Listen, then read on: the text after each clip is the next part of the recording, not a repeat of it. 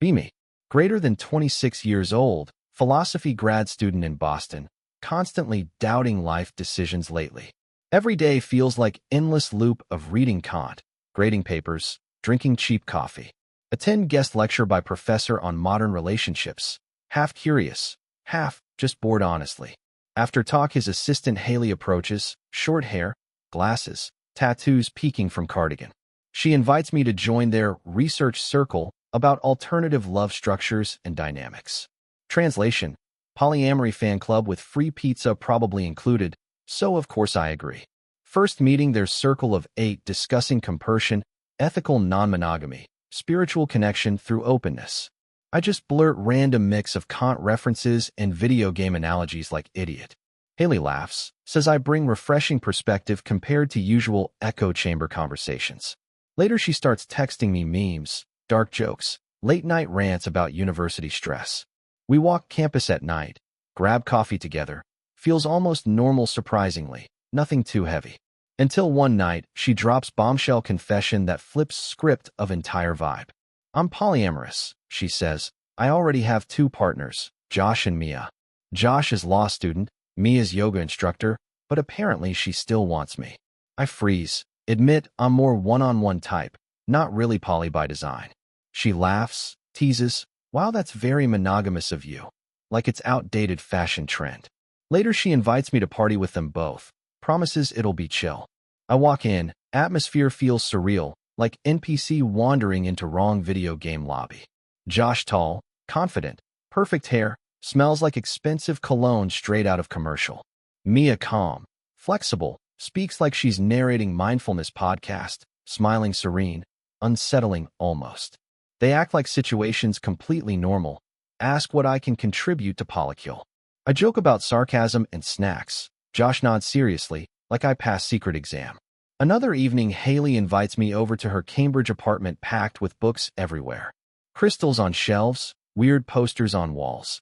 Whole place screams chaotic grad student energy. She goes to kitchen to make tea while I awkwardly scroll my phone. Suddenly door opens. Her younger sister Molly walks in. Long hair, hoodie, gamer vibes. Laptop covered in stickers. She drops backpack, smirks instantly when noticing me on couch. So you're the newest recruit for her circus? She asks half joking, half serious. We start bantering quickly, sarcasm flowing easy, feels natural in a way Haley never did. She leans closer, whispers, don't fall for it. She's been like this for years. Molly explains it all started sophomore seminar on gender studies, basically her villain origin arc. I laugh harder than I should. Haley returns with tea, oblivious to inside joke. Molly winks at me secretly, like we've already built separate world only we understand. For first time, I feel spark of genuine connection instead of abstract theory session. Life splits in 2 paths quickly. Daytime spent at Haley's poly meetups full of jargon. They debate endlessly whether jealousy is capitalist construct. I nod pretending I understand concept. Nighttime belongs to Molly. Gaming co-op matches, cheap Chinese takeout, nonstop laughter till sunrise. Haley too busy chasing authentic connections to notice I'm drifting away toward her sister. Molly bluntly admits she only lives with Haley because Boston rent is unbearable. Our private jokes grow riskier, like secret language built from sarcasm and shared eye rolls. Once during Haley's rant about radical love, Molly texts me, help TED Talk again. I choke on water trying not to laugh. Haley doesn't even notice at all. Lines blur faster than I expect. My heart clearly picking sides without permission granted. Haley announces she's leaving for poly retreat in Vermont. Promises transformative ecstatic dance workshops. I smile politely but inside thank every deity for delivering this glorious weekend escape. Friday night, Haley finally leaves for her Vermont retreat. House suddenly feels lighter instantly. Molly walks into living room, smirks, says, "Want to do something normal for once?" We head to retro diner with neon signs buzzing, burgers and milkshakes hitting perfect. Conversation flows easy, jokes bouncing back and forth, childhood stories spilling like open faucet. I catch myself grinning so hard my cheeks hurt. First time in months. Walking back under rain, streetlights reflecting, Molly suddenly stops, eyes locking onto mine. "You're not like other guys she brings home," she says softly, almost testing me. I ask, is that good or bad? Heart pounding louder than rain outside. She smiles, whispers, good, moment stretching longer than it should, tension buzzing electric. I lean in, kiss her, she doesn't pull away. Instead, she kisses back. Probably terrible idea, she murmurs. I nod. Yeah, probably. But neither of us stop. Instead, we keep walking together, soaked, laughing, like city belongs entirely to us tonight. Weekend feels unreal, pancakes instead of detox tea, movies instead of lectures, laughter everywhere. We build blanket fort, trade dumb memes, stay up talking until sunrise without regret. For once I'm not student or recruit, just me with someone who cares. Sunday night, Haley bursts back through door glowing about relationship anarchy and parallel polycules. I sit there nodding politely, while Molly hides smirk behind coffee mug carefully. New double life begins, Haley giving me reading lists while Molly sneaks me fries. Haley brags about expanding love capacity, while I shrink further into her sister's world. Tension grows. One night Haley asks, "You and Molly seem really close, right?" I laugh nervously, mumble something generic. Molly later whispers, "Dude, you almost blew cover." Pressure cooker vibes building, secret glances more obvious, jokes harder to disguise every single day. Part of me knows storm's coming, but another part secretly craves final explosion. The breaking point comes on random Thursday night, when Haley's plans suddenly collapse unexpectedly. She was supposed to meet yoga instructor, but shows up home 2 hours early. Molly and I are on couch under blanket, binging sitcom reruns with popcorn. Door swings open. Haley freezes mid-step, eyes narrowing instantly, silence sharp enough to cut. "What's this supposed to be?" she demands, voice trembling between anger and disbelief combined. I open mouth, but words fail. Molly calmly says, "We're watching a show." Haley glares, drags me into kitchen, whispers fiercely, "Tell me truth right now." I stammer, brain lagging, guilt flooding, but before I speak, Molly steps inside. Holding tea casually, she says it flat. "Yeah, we're together, deal with it." Haley explodes, yelling about betrayal, screaming, "This is unethical. This is literal cheating." Molly fires back, "You collect people like crystals. We actually chose each other instead." Air thick with rage and finality. I know nothing will be same again. Next morning, Haley's gone.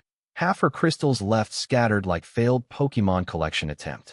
Apartment feels weirdly quiet, but also strangely peaceful, like storm finally passed completely. Molly shrugs, says, "Guess we can sell these to pay pizza bills." I laugh harder than expected, weight lifting from chest like chains breaking instantly. Weeks roll into months. Molly and I build rhythm. Dinners, movies, inside jokes. Life becomes simple again. Not lectures about polyethics, but laughter over spilled syrup. We run errands together, play co-op, argue over playlists, all normal couple glitches. Sometimes guilt flickers, but mostly relief, like stepping out of endless seminar into sunlight. One afternoon, we run into Haley at Trader Joe's unexpectedly. Tension slams back instantly. She's with new guy wearing hoodie reading, tantric energy, whole vibe screaming pretentious cult. She shoots me venomous look. I just squeeze Molly's hand, keep walking forward. And right there I realize endgame isn't philosophy theory, it's simply choosing her. Months later, everything feels stable. No lectures, no circles, just normal messy relationship. Molly sprawls on couch gaming while I grade papers. Both of us content silently. Sometimes she mocks Haley's retreats, imitating trust circles and ecstatic dance. I nearly choke laughing. Boston winter hits hard. We spend weekends under blankets, hot chocolate, controller battles endlessly. My friends notice I smile more now. Ask what changed, I just shrug casually. Truth is simple. I finally stepped out of chaos into something actually real. We argue sometimes, dumb stuff like who forgot trash or hogged Wi-Fi bandwidth. But fights end with laughter, not lectures, tension dissolving instead of expanding like before. Molly admits one night she worried I'd choose theory over her reality. I tell her plain, "You're the only choice I ever wanted honestly." She blushes, hides face under hoodie, but smile stays, brighter than anything else. For first time in years I feel grounded, not drifting between ideologies or performances. Spring rolls around. We take trip to Cape Cod, just two of us together. Long walks by ocean, fried clams, tourist shops with overpriced t-shirts and saltwater taffy. Molly skips stones across waves, laughs like kid, sunlight bouncing off her messy hair. I snap photo, realize she's become anchor in world that once felt abstract. Back in Boston, she helps me edit dissertation drafts, roasting my pretentious sentences brutally. "No one talks like this," she says, crossing out paragraphs, handing me chips. I roll eyes but secretly grateful. She keeps me human when academia drags me down. Sometimes late at night, I wonder if Haley ever thinks about us anymore. But then Molly steals blanket, mutters something sarcastic, and all doubt vanishes completely. Love isn't about systems or manifestos. It's about pancakes at midnight and shared laughter. Looking back, problem was never polyamory. Problem was Haley herself, the chaos she thrived in. Endgame was Molly all along, hidden in hoodie and sarcasm, waiting patiently for me. Summer heat rolls in, Boston feels sticky, campus buzzing with stressed grad students everywhere. Molly and I escape to cheap diner, greasy fries and milkshakes solving every crisis. She teases me about being philosopher who still can't pick major life decisions. I fire back about her gaming marathons, hours lost in pixel worlds without sleep. Banter never stops, rhythm of our days stitched with sarcasm and affection combined. Sometimes I picture alternate life still trapped in Haley's orbit, endless jargon lectures again. Chills run down my spine.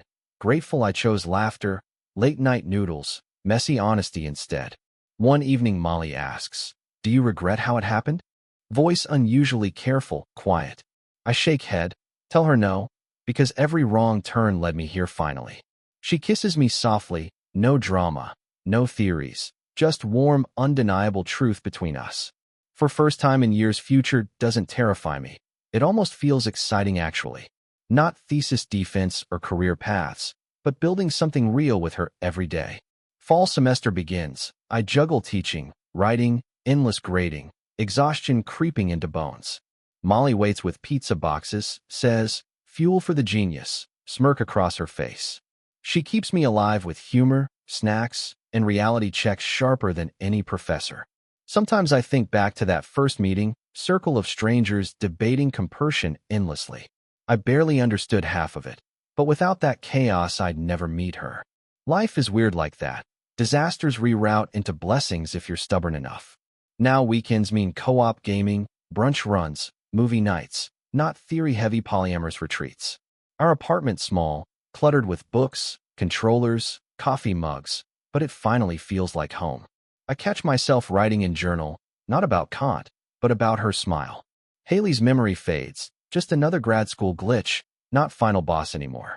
Molly's laughter fills the space instead, anchoring me to world I almost missed. Endgame isn't abstract philosophy. It's pancakes, sarcasm, and someone choosing you back every time. Holidays roll around. Campus shuts down. Boston streets glow with Christmas lights everywhere. Molly drags me ice skating. I stumble like idiot while she glides effortlessly ahead. She laughs so loud strangers stare. I fall. She helps me up, grinning wide. Later we sip cocoa, her cheeks red from cold, eyes sparkling under city glow. I realize this is what real love feels like. No theory, no jargon. Just messy, imperfect moments that matter more than any philosophy book ever could.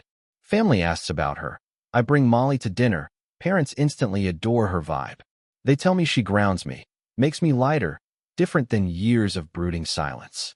Molly charms them with sarcasm and dessert. Even my dad cracks a rare smile. Driving home, she says softly, "You fit with me," hand warm in mine. I squeeze back, whisper, "I know," feeling more certain than any thesis conclusion. Love is an argument.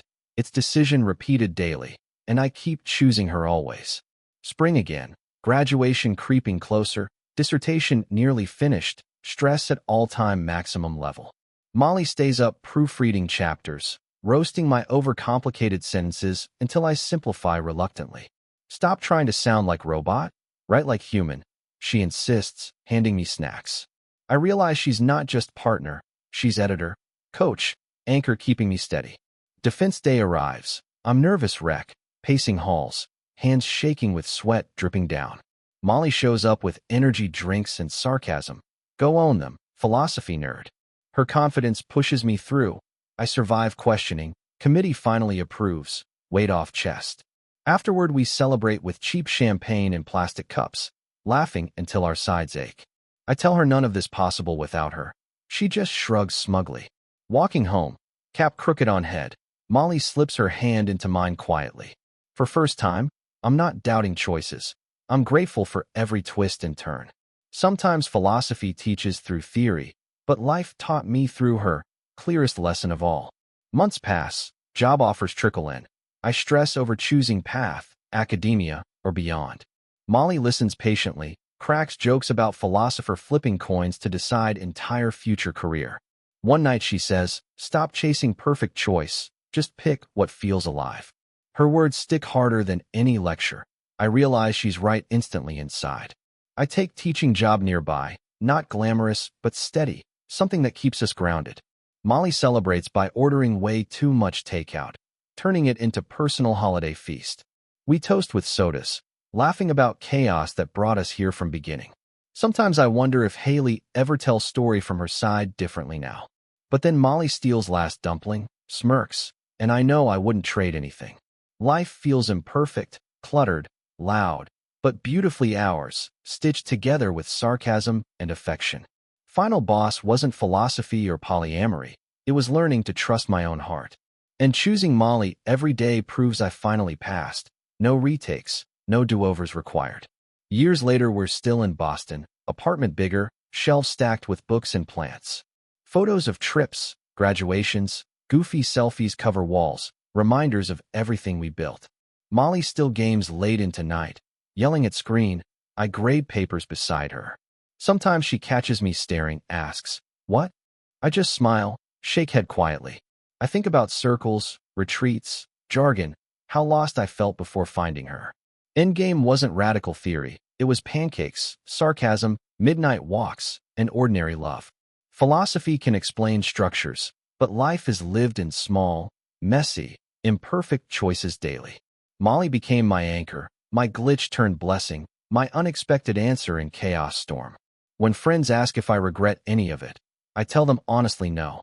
Because every wrong turn led me here, to laughter under blankets and honest connection. If you've ever had someone unexpected flip your entire story, you'll understand completely. So tell me, would you risk chaos if it meant finding your real endgame?